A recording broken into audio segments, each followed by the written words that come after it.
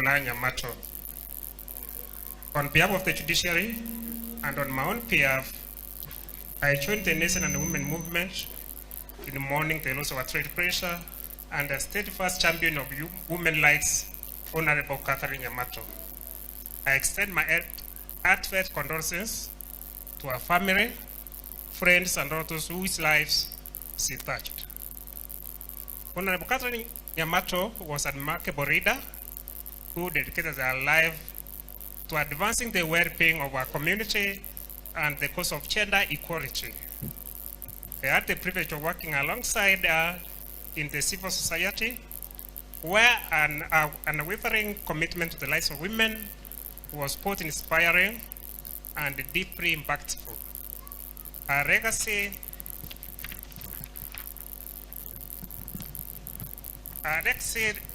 defined our determination and tireless advocacy for women's empowerment. She made history as the first Gusii woman to serve as a member of parliament between 1995 and 1997.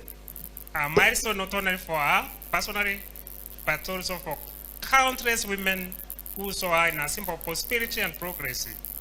Honorable Nyamato was a vocal advocate against harmful cultural practices, particularly female genital mutilation, and dedicated herself to the empowerment of women and girls.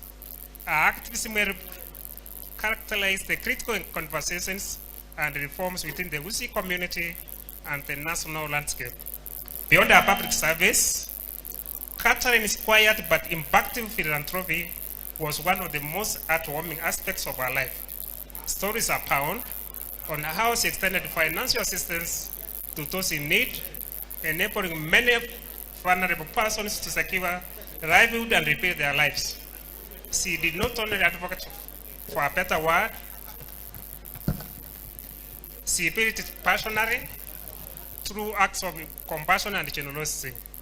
Over the years, we deployed a cherished friendship, and I will always remember her with admiration and gratitude. Catherine leaves behind a lasting legacy of leadership, service, and kindness.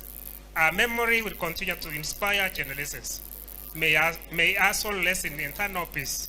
Signed by Honorable Chief Justice CJ Koome, PGH, Chief Justice and President of the Supreme Court of Kenya, on the 8th August 2025.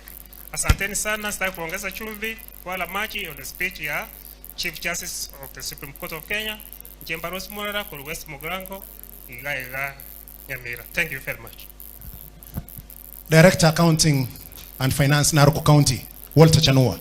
Tafadhali kwa haraka kidogo ukimaliza Embrembe, you must be near here as I hand over to the Honorable Patrick Pagendo Sero.